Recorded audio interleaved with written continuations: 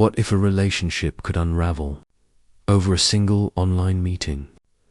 Imagine a luxury vacation condo, a man proud to own it, a woman quietly carrying the weight of it, and one decision that would test the fragile balance between love and responsibility. This is not just about a home, it's about the invisible lines we draw between sharing and being used. When I first bought the condo, I thought it was the beginning of something glamorous, something almost cinematic. It wasn't just real estate.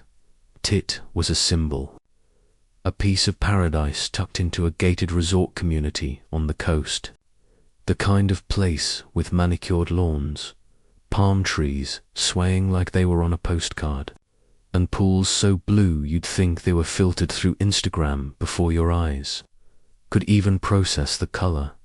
I'd saved for years, trading weekends out with friends for nights at the computer, grinding through spreadsheets, contracts, and client calls.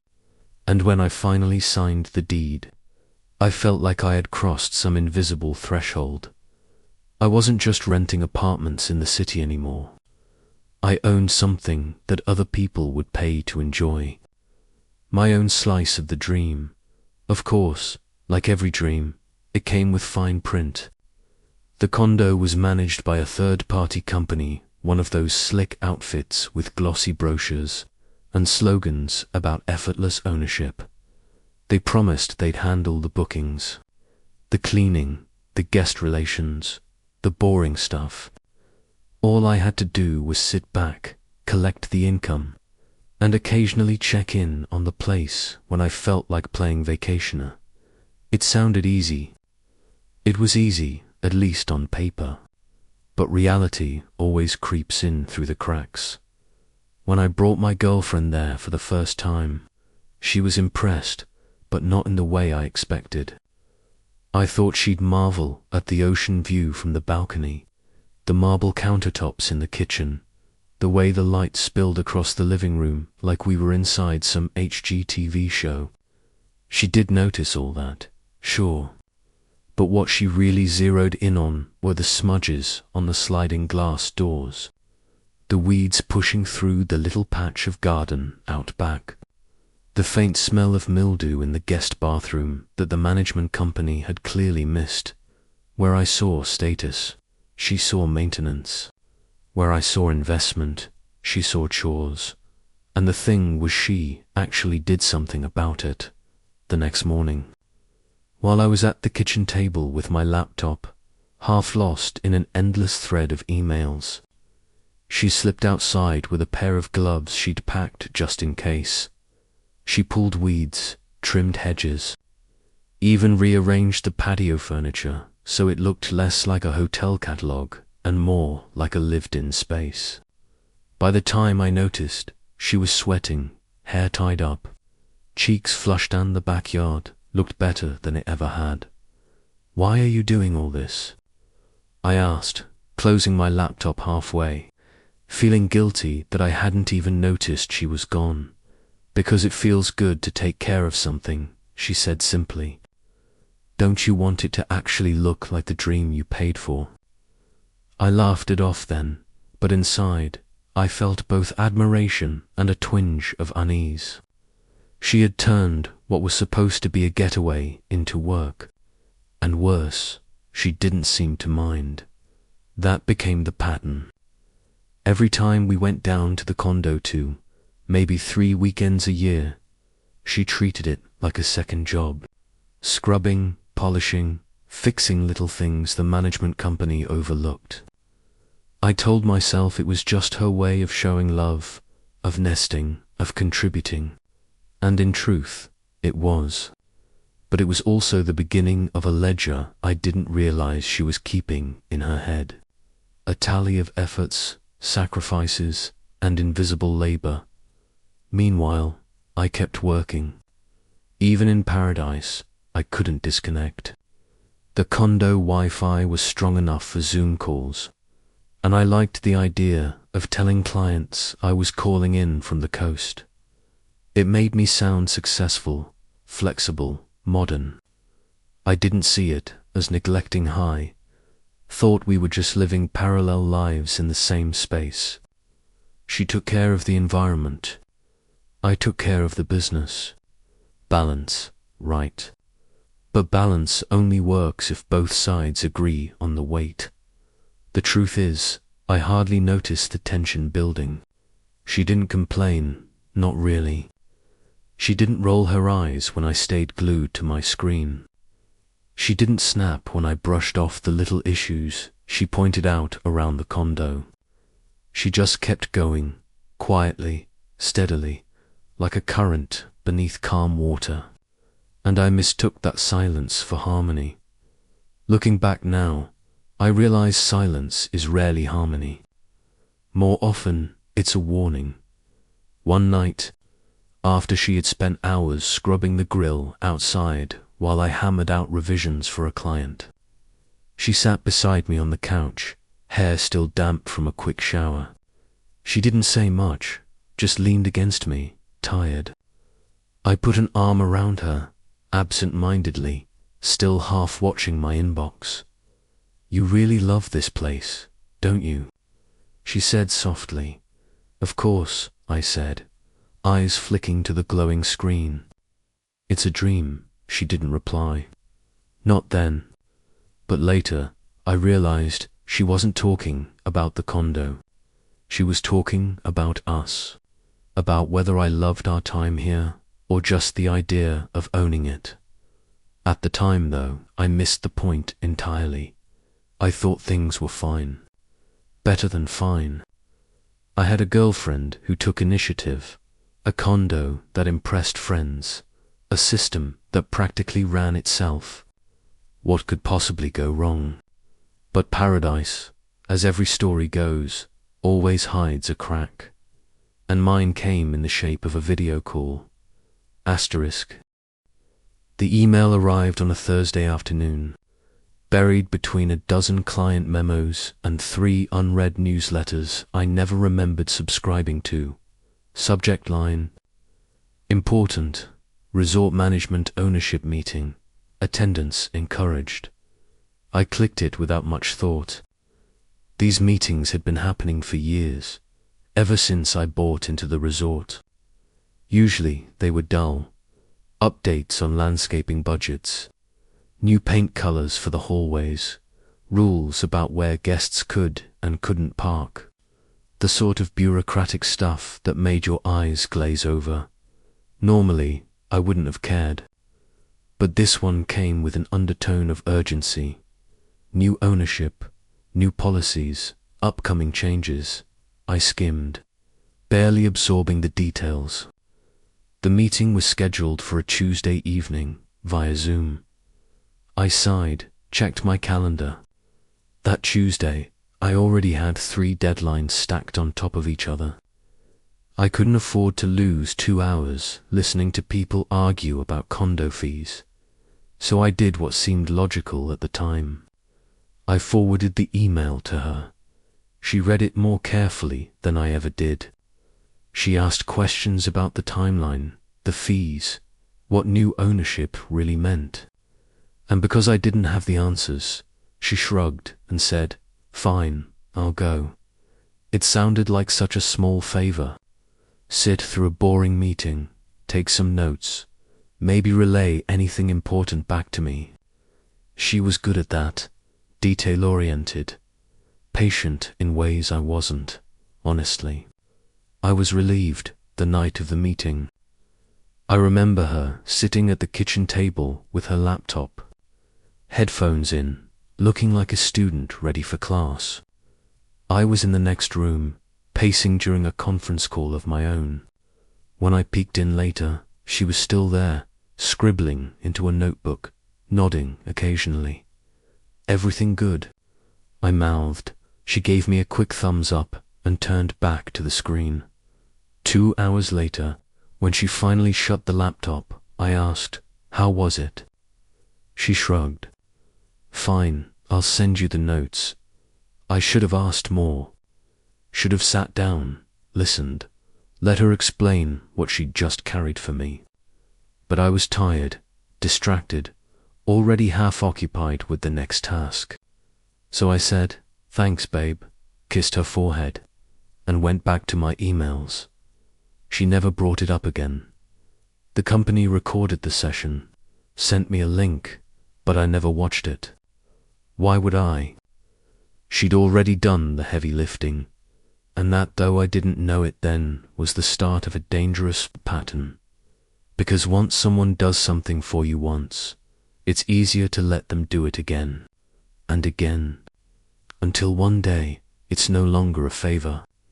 It's an expectation. Asterisk, over the following months, the management company sent more emails, updates, memos, invitations. I skimmed most, skipped some. Work was always louder, more immediate. The condo was a long-term thing, not urgent, but she noticed. She always noticed. She asked if I'd read about the new security system. I said no. She forwarded it to me. She asked if I knew about the landscaping fee increase. I didn't. She explained it. She asked if I cared that they were switching vendors for cleaning services. I shrugged. As long as it gets done. I told myself I wasn't neglecting responsibility. I was delegating. Efficient, right? That's what good leaders do. Except she wasn't my employee still. She kept picking up the slack, quietly, like it was no big deal. And I let her. Not because I didn't care, but because I didn't realize she did. Asterisk, one night, months after that first meeting, she sat on the balcony with a glass of wine, staring at the ocean. The air smelled of salt and jasmine. It should have been peaceful. You know, she said, almost casually, I think I spend more time taking care of this condo than you do. I laughed. Not because I didn't believe her, but because it sounded like a joke. Well, you're just better at it than me. She smiled faintly, but there was something behind her eyes I didn't register at the time. A heaviness, what I heard, a compliment. What she meant, a confession. It wouldn't be until later, much later, that I replayed that moment and realized she was trying to tell me she was drowning, but right then, I just sipped my beer, put my arm around her, and thought everything was fine. Asterisk, in every relationship, there's a hidden balance sheet. Who cooks, who cleans, who drives, who pays. Most couples don't talk about it directly, but everyone feels it. She had been keeping track. Not with anger, not even with resentment, at least not yet, but with a quiet, accumulating awareness. She cleaned the patio, I answered emails. She joined the Zoom, I played tennis. She remembered deadlines for the condo association. I remembered none, and every unchecked box on my side landed silently on hers. I thought we were a team. I thought we were sharing. But sharing isn't one person carrying while the other coasts. Still, I didn't see it. Not until the second meeting came around. Asterisk, the invite hit my inbox one Monday morning. Same subject line, different date. Another ownership meeting. I sighed, marked the time, already dreading it. My calendar was full, stacked with work, and the idea of sitting through hours of condo politics felt unbearable, so almost automatically, like muscle memory, I forwarded it to her. Hey, babe, can you handle this one too? I didn't realize I'd just pulled the pin on a grenade. Asterisk. The week of the second meeting was hectic. Deadlines stacked like dominoes, each threatening to topple the next. My inbox pulsed red with urgency. At night, instead of sleeping, I replayed conversations with clients in my head, editing and re-editing responses I hadn't even written yet. And in the middle of all that noise, there it was again, Another email from the management company. Reminder, ownership meeting, Thursday, 6 p.m, attendance encouraged. I groaned when I saw it. Not because it was difficult, but because it felt pointless. I already knew how these things went. Hours of corporate jargon and budget talk, maybe a few angry owners venting about landscaping or noise complaints. Nothing I couldn't catch up on later. So, without much thought, I forwarded the email to her. No context. No explanation. Just a quick line. Can you cover this one, too? Thanks. Her reply came quickly, but it wasn't the yes I expected. I don't know. I'm pretty busy that night. Busy. I frowned at the screen. Busy with what? She wasn't slammed with client calls like I was. Her evenings weren't clogged with deadlines. It's important, I typed back. They'll probably announce big changes. A pause. Then her response, if it's important, you should watch it yourself. That gave me pause. She wasn't refusing outright, but she wasn't saying yes either. And I didn't know what to do with that. I told myself she was just tired, or maybe frustrated. Maybe she didn't understand how overwhelming my schedule was. So I did what I always did. I nudged over the next few days. I dropped reminders, like breadcrumbs. Don't forget, that meeting's Thursday. I'll send you the link in case you lost it. Management's changing hands, it's a big deal. She didn't argue. She didn't snap. She just gave me this look sometimes, a kind of flat stare, like she was trying to decide whether I was joking. Once, she asked, so what are you doing during the meeting? Playing tennis, I said, without thinking. The words hung there, heavier than I intended. Her laugh wasn't really a laugh. More like a sharp exhale, half disbelief, half anger. Wait, you want me to sit through a 2-hour meeting about your condo while you go play tennis? I shifted uncomfortably. It's not just my condo. We both use it. And you're good at this kind of thing, taking notes, paying attention. Her eyes narrowed. So I clean the house, fix the garden, join the meetings, and now I'm supposed to be your secretary, too. I opened my mouth, closed it again. I hadn't meant it like that. But hearing it out loud, I realized how it sounded. That Thursday, I still sent her the link. Still reminded her that it was happening. Still assumed she'd cave and attend. Instead, she booked a doctor's appointment for the exact same time. I won't be home, she said simply. No apology, no excuse, just a clean refusal. And for the first time, I felt something shift in my chest. A hollow space where certainty used to be, because up until that moment, I had believed she would always cover for me. That no matter how many times I passed her the baton, she'd keep running. But she'd stopped. Just like that. And I was left staring at the calendar, realizing I had a choice. Cancel tennis. Or face the meeting myself. That night, I sat alone at the table, laptop open. The glow of the Zoom waiting room on my screen. My racket leaned against the wall, untouched. I hated it. Hated the corporate voices droning. Hated the slides full of numbers. Hated the feeling of wasting my evening. But more than that, I hated the way her absence felt like a mirror, because it wasn't just about the meeting. It was about the fact that she had finally drawn a line, and I hadn't even seen it coming. For the first time, I wondered, had I been leaning on her too much? Had I mistaken love for service? Had I traded partnership for convenience? The answers weren't in the meeting. They were in the silence of the empty chair beside me. The meeting ended with a click, the sound of the leave button echoing louder in my head than the hour of voices that had come before it. The screen went black, and suddenly the room felt darker, heavier. I stared at the empty chair across from me. It was just furniture, a piece of wood and fabric. But it wasn't just a chair. It was her absence, solid and undeniable. She could have been there, but she wasn't.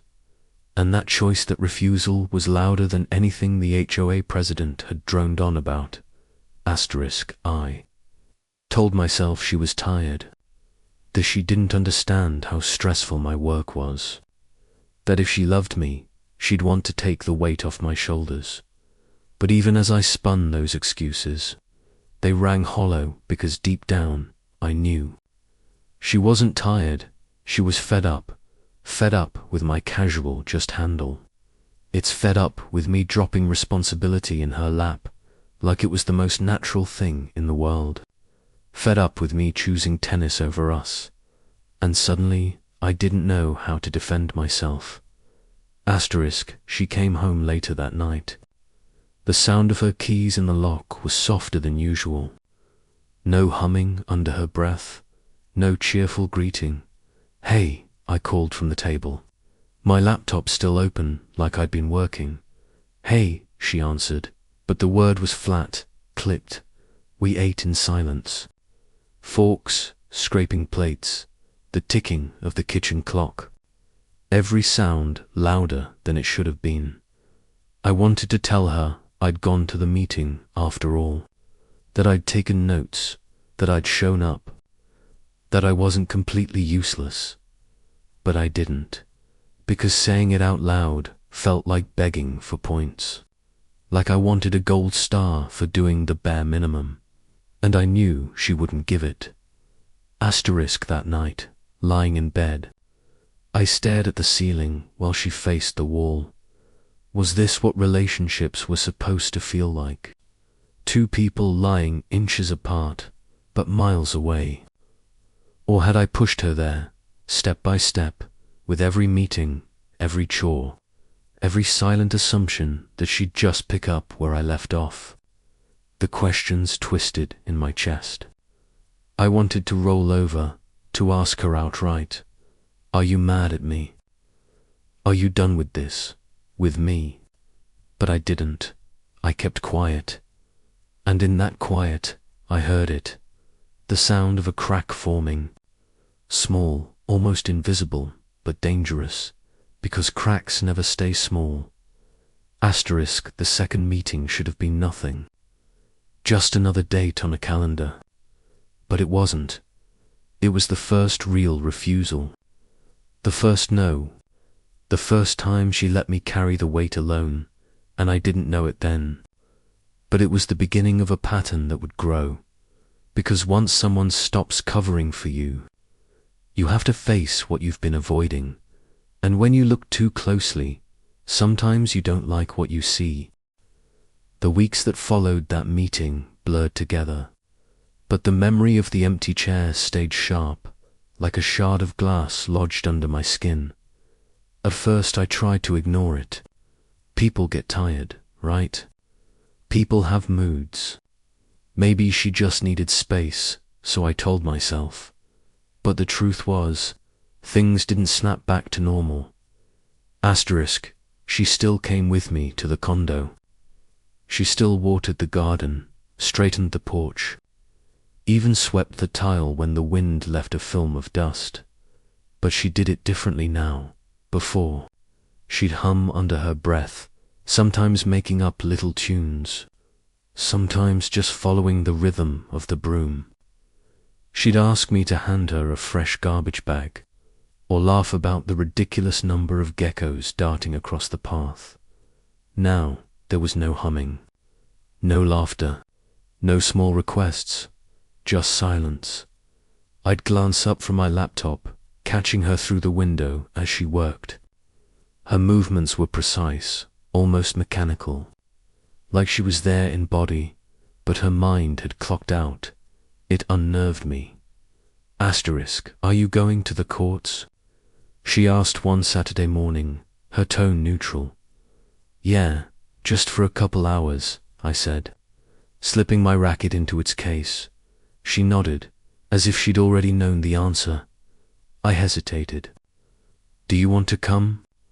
She looked up, blinking at me. To watch you play tennis. Yeah, or we could get lunch after. Her lips curved, but not in a smile. You go ahead. I've got things to do. That was it. No fight, no complaint. Just a wall I couldn't climb.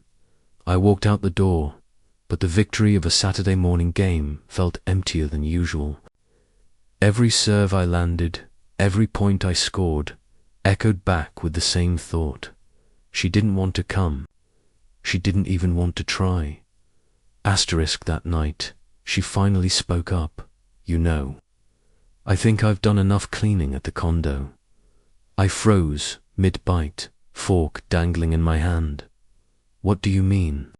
She set her glass down carefully, like even water needed gentleness. I mean, I don't want to spend every weekend scrubbing floors while you're on Zoom or at the courts. It's not my place. It's your condo, not mine. The words stung more than I expected. But you like it there, I argued. You've always said it feels like a getaway. Like it's our spot. Her eyes softened for a moment, and I thought maybe she'd back down. But then she shook her head. It's your spot. I'm just a guest. The way she said it, just a guest, wasn't angry. It was worse. It was matter-of-fact, like a verdict I couldn't appeal. Asterisk, I wanted to argue, to tell her she was wrong, that she wasn't just a guest, that she was part of my life, my weekends, my home. But a darker thought rose, uninvited. Wasn't she right? The mortgage had my name on it. The HOA emails came to my inbox. The Airbnb payouts landed in my bank account. She didn't own a square inch of the place, and yet every dusted shelf, every polished window, every little touch that made it livable, those weren't mine. They were hers. All this time I'd been tallying her effort in the invisible ledger of my convenience, and she'd finally realized it. Asterisk, the next HOA meeting was scheduled for late October. By then, the nights were cooler, the air sharp with the scent of fall. The email sat unopened in my inbox for days.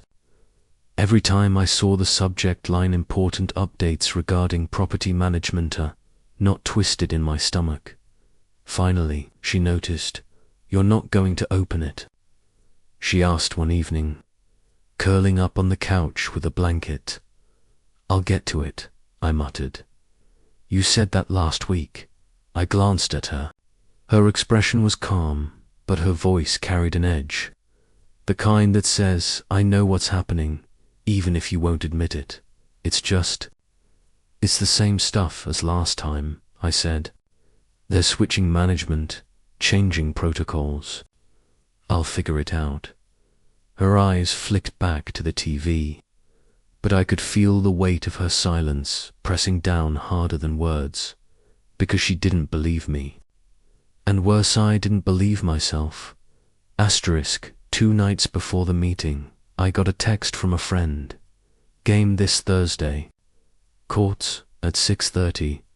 Without thinking, I replied, I'm in, and that was that. Except it wasn't, because the moment I sent it, I looked up and saw her watching me from across the room. Not angry, not surprised, just resigned, like she'd already known what I would choose. And in that moment, I realized something terrifying. She wasn't waiting for me to prove her wrong. She was preparing for me to keep proving her right. Asterisk. The Thursday evening arrived with the kind of dread usually reserved for dentist appointments or court dates. The HOA meeting wasn't supposed to matter. It was just a video call with grainy webcams and tired voices. But somehow, It had grown into something much larger, something symbolic, because this time, she wasn't going to be there to cover for me. Asterisk, she had an appointment, tensionally scheduled, I knew, at the same hour. A doctor's visit, she'd said casually, but the way she lingered on the words told me the truth. This is my out. Don't ask me again. So at 6:58 p.m., I sat alone at my desk, the glow of the laptop screen bouncing against my face, and waited for the meeting to begin. The house was too quiet. No clinking dishes in the kitchen. No faint footsteps in the hall. Just me and the cursor blinking like a pulse. Asterisk, the screen filled with faces, board members, property managers, homeowners, everyone with that same tired, vaguely annoyed look. Welcome, everyone. Thanks for joining us tonight, the HOA president said. Adjusting his glasses, I forced myself to nod. Even though my camera was off, they launched into updates, insurance premiums rising, maintenance fees being recalculated, new protocols for short-term rentals. The words washed over me like static. Numbers, policies, deadlines. All important, apparently. But my mind kept wandering to her chair, empty, cold, untouched. Asterisk, my phone buzzed on the desk. A text from my tennis buddy. Courts are free early if you want to warm up. I stared at it for too long. My fingers itched to type back, to say yes, to grab my racket, to escape this droning, soul-sucking call. But then I remembered her face when she'd asked that question. Why is it so hard for you to choose us? For once, I resisted the urge. I flipped the phone face down. Asterisk, as the meeting dragged on, homeowners began asking questions. What about liability coverage? What about repairs? What about guest screening? I realized, with a tightening in my chest, that I didn't know the answers. Not because the HOA hadn't explained them, but because I hadn't been paying attention. Last time, she had. She'd sat there, taking notes, nodding, understanding. She'd carried the weight I'd refused to hold, and now, left on my own, I felt exposed. Like a kid showing up to class without the homework. Asterisk, any other concerns? The president asked toward the end. I unmuted without thinking. Yeah, about the rental restrictions. How strict are those going to be? A beat of silence followed. Didn't we cover that earlier? Someone asked. Yes, the president said patiently. We went over the new policy about 30 minutes ago. Heat crept up my neck. I mumbled a thank you and muted again. On the other end of the line, I imagined her shaking her head, not out of anger, but disappointment. The kind that stings worse. Asterisk, when the meeting finally ended. I closed the laptop and leaned back in my chair. For the first time, I'd actually attended. I'd taken responsibility. But instead of feeling accomplished, I felt hollow, because I hadn't done it out of choice. I'd done it because she forced my hand, and worse because the moment I was asked something real, I failed. Asterisk, she came home later, carrying a paper bag with a prescription tucked inside. How was it? She asked, setting her keys down. The meeting, I said. She didn't answer. She didn't need to. It was fine. I lied. She nodded once, then walked past me into the kitchen. The silence between us was louder than any HOA update. Asterisk. The walk lasted an hour, maybe longer. I didn't follow. I couldn't. By the time she came back, the sun was lower, shadows stretching long across the porch. She slipped inside quietly, like she didn't want to wake something sleeping, but I was wide awake. waiting. Listen, I started, my voice rough from rehearsing in my head. I know I've screwed up. I know I haven't been pulling my weight with the condo stuff. But I went to the meeting. I stayed. I tried. Doesn't that count for something? She set her keys down, her face unreadable. It counts, she said finally. But it's not enough. The words landed with a dull thud, heavier than anger. I don't understand, I said, frustration rising. You keep moving the goalposts. First it was just help out a little. Then it was go to one meeting. Now it's what? What do you actually want from me? She looked at me then, eyes tired but steady. I want you to want this with me. Not just the good parts, the sunsets, the weekends, the tennis games. The responsibility too, because if you don't want that, then what are we even building? Her voice cracked on the last word. Barely audible building. It hit me, she wasn't talking about the condo anymore. For a moment, I wanted to shout, to defend myself, to say I was trying, that she was being unfair, that life was stressful enough without turning a damn HOA, meeting into a referendum on love. But the words stuck in my throat, because I saw her standing there, shoulders slumped. Eyes dimmed, and I realized she wasn't gearing up for a fight. She was gearing up to leave. Maybe I should stop coming to the condo, she said softly. Maybe it's better if you handle it yourself. My stomach dropped. You don't mean that, I said quickly. I do, she exhaled, steady but pained. Because right now, it feels like I'm living in your world, and I'm starting to forget if I even have my own. Silence. Just the faint hum of the refrigerator, the ticking clock on the wall, the kind of silence that marks a line in the sand. That night, we lay in bed again, inches apart. Miles away, I stared at the ceiling, replaying every word, every silence, every empty chair, and for the first time, I felt the ground shift beneath us. Not a crack anymore, not a warning, unseen, unstoppable, waiting for the quake that would tear everything open.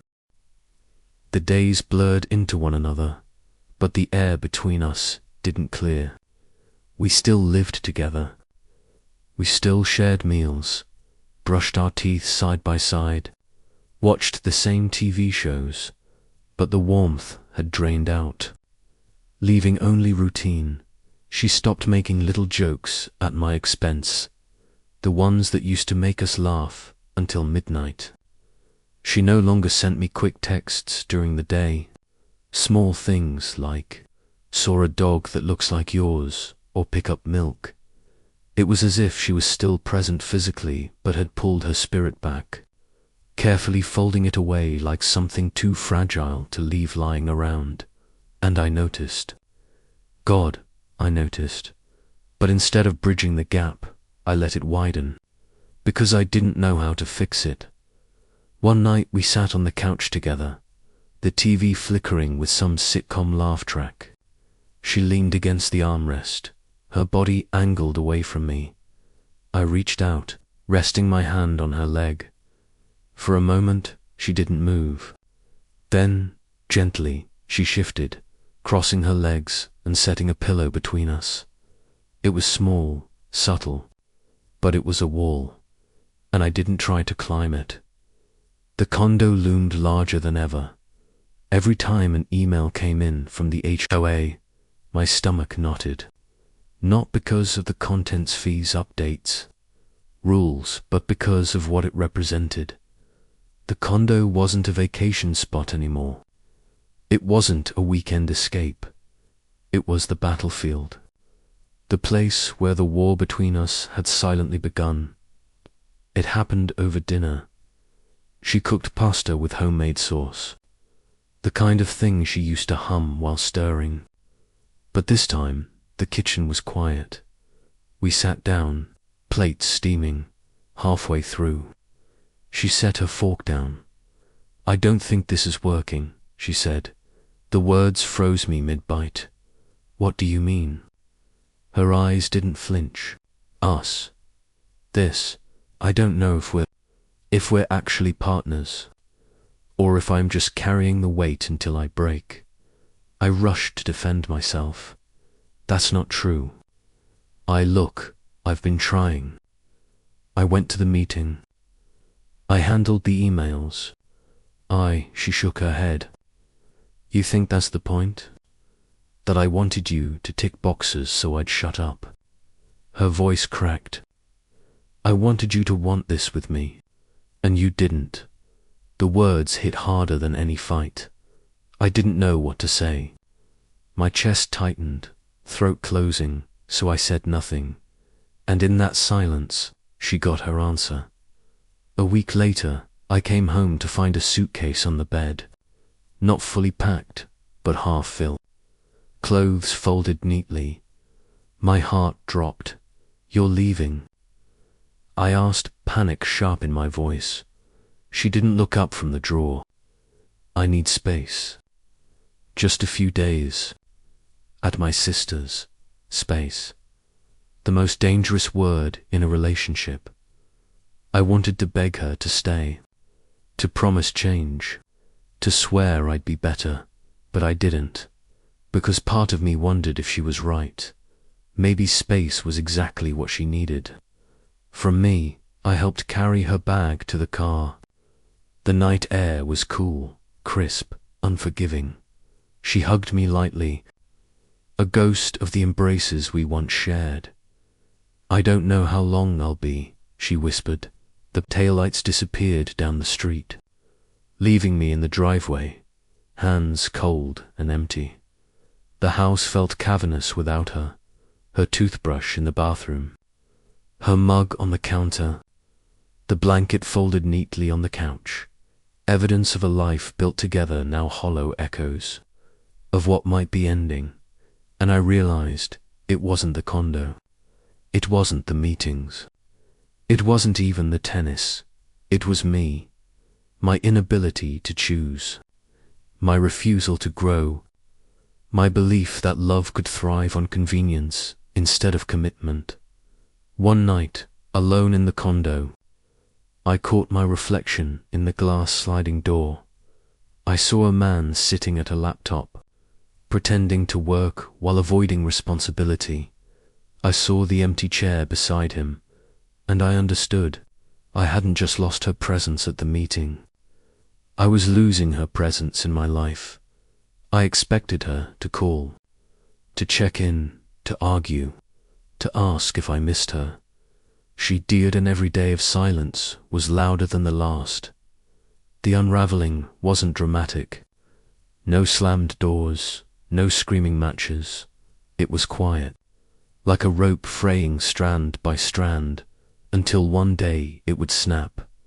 And I knew the next time I saw her, a question would hang between us. Is this still salvageable? Or have we already crossed the point of no return? The days she was gone, the house felt like it had no breath. Everything stayed in place, but it no longer had a soul. I walked through the hallways, hands brushing familiar objects, but a sense of estrangement hung in the air. Not just emptiness, but a heavy weight pressing down on me. I tried to work. Laptop, emails, online meetings,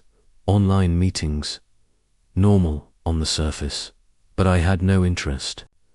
Everything felt meaningless without her, with the silence of her absence echoing in every corner of the room. One evening, I received a text, not from her, but from an unknown number, a homeowner from the resort, asking about a detail in the Airbnb contract. I replied, but every line I typed felt heavy. I thought about her, about how she had patiently explained every detail I had never noticed before. The next day, I drove to the resort. The condo was empty. I walked slowly, touching the things she had arranged, inhaling the scent of the essential oil she used to freshen the room. I missed her so much it hurt. I realized I had taken everything she did for granted. I had let her carry the weight while I avoided it. And now, her absence became a mirror I could not escape. Back home, I could not remain silent any longer. I called her. The phone rang multiple times and then stopped. I left a long voicemail, confessing everything: my selfishness, my lack of responsibility, my failure to prioritize her. I spoke about the meetings, the chores, the weekends I had only thought of myself. I promised change. I promised I would no longer let her bear the burden alone. She called back, calm but distant. "You are saying this too late," she said. "I am exhausted from constantly reminding you of the basics. I need time to see if we can even continue." The conversation ended without resolution, but every word cut into me. I understood that my delayed recognition had created a distance that was not easily repaired in the following days. I looked around the condo, feeling every trace of her absence. Every email from the management, every detail about the condo now reminded me of what I had ignored. I tried to handle everything myself, but without her presence, every task felt exhausting and meaningless. One night, I realized I no longer wanted to run from responsibility. I reorganized my schedule, reviewed contracts, called the property manager, and took detailed notes on everything. But deep down, I knew that no task, no matter how perfect, could replace her presence, her partnership, the love she had once brought into my life. Finally, I stood before the condo door, where she used to place her hand on mine when she smiled. I called her name into the wind, into the darkness, begging for a chance to make things right. But all I received was silence. In that moment, I understood that the relationship had reached a breaking point. I had to face the truth. If I did not change from within, if I did not learn to share responsibility, if I did not choose her genuinely every day, I would lose her forever. And in that lonely moment, I knew that the earthquake of my heart had already occurred. It made no noise, caused no physical destruction, but it shattered the foundation of everything I had taken for granted. The fragments were left inside me, and the only way to rebuild was to confront my mistakes, to learn to change, and to truly choose her, not just with words, but with action. Days passed in a fog of regret. The condo, the emails, the meetings, they all seemed meaningless without her. Every corner of the house whispered her absence. Her mug on the counter, her shoes neatly lined by the door, the blanket folded on the couch, reminders of what I had taken for granted. I tried to work, to fill the hours with tasks, but the quiet was unbearable. My thoughts kept drifting to her, to the way she had carried the weight of our life together, while I hid behind convenience and excuses. One evening, I finally called her. My voice shook. "I've realized everything," I said. "I know I've failed. I've taken you for granted, ignored your presence, and let my own selfishness dictate our life. I want to fix it. I will fix it, please. Give me a chance." There was silence on the other end. Then her voice, calm but distant. "Actions speak louder than words. I don't know if there's anything left to fix. Not yet." I nodded, even though she couldn't see me. I understood. Words were not enough. They had never been enough. She returned after a week. The door opened, and I felt both relief and fear. Relief that she was here. Fear that she might never feel the same again. We didn't speak at first. She placed her bag down silently, her eyes avoiding mine. The air between us was thick with unspoken truths. I decided to start small. I began helping with chores, not because I had to, but because I genuinely wanted to. I organized the condo, checked the emails, responded to management, and even attended the HOA updates voluntarily. Each action, each small responsibility, was my way of showing her that I had changed. One evening, we sat on the porch. The air was crisp, scented with pine and the faint aroma of coffee from the morning. I took a deep breath. I've realized that love isn't just being together during the fun parts. It's the responsibility, the chores, the hard conversations, and showing up when it's inconvenient, I said. I don't want to just say I love you. I want to prove it every day. She looked at me, her eyes searching mine. You've said things like this before, she replied softly. But you've never followed through. I know, I admitted. But I've learned. I can't promise perfection. I can't promise I won't mess up. But I can promise that I will choose us every day, in big ways and small. For a long moment, she said nothing. Then she leaned back, letting out a slow breath. I hope you mean that, she said. I do, I said. The following weeks were different. We didn't solve everything instantly. We still had disagreements, still had moments of tension. But there was a new rhythm, a new awareness. I listened more. I asked before assuming. I participated, not just physically, but mentally and emotionally. She noticed. Slowly, she started engaging, again laughing during chores, making little jokes, sharing her day. The condo became more than a place to escape. It became a symbol of partnership. Every scrubbed floor, every managed email, every small effort was a tangible act of love, an acknowledgement that a relationship required work from both sides. One Saturday morning, we sat together on the porch, coffee cups in hand. She smiled, a real smile, the one I had missed for weeks. Thank you, she said, for actually showing up. I reached for her hand. Thank you for being patient, I said.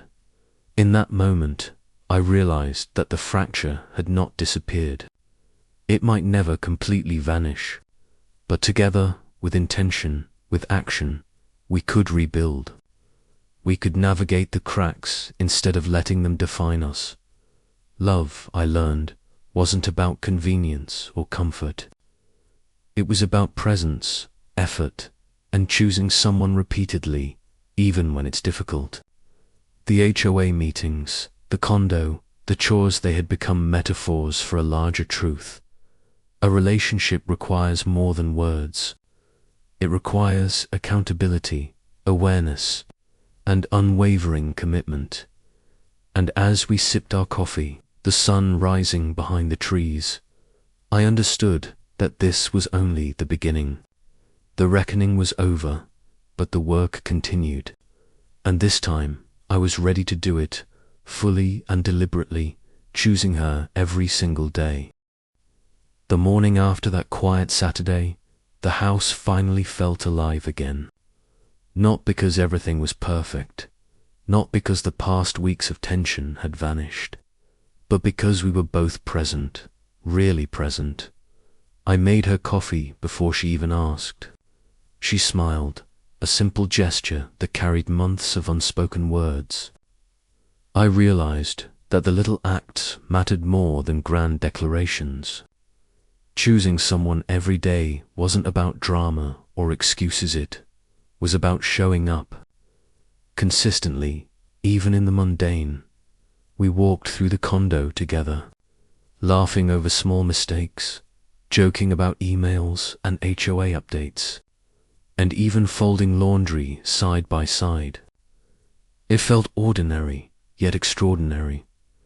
I understood then that love wasn't a single event, a dramatic gesture, or a perfect moment. It was a series of choices, repeated daily, through responsibility, understanding, and care. The condo, the meetings, even the chores all had become symbols of commitment. Proof that love required action as much as feeling. And as the sun streamed through the windows, casting long, warm shadows across the living room, I took her hand in mine. For the first time in a long time, I felt certain that we could face whatever came next together, because sometimes the reckoning doesn't end with a breaking point. Sometimes it ends with a choice, to rebuild, to stay, and to keep loving despite knowing the work will never truly be finished. And in that choice, in that quiet commitment, I finally found hope.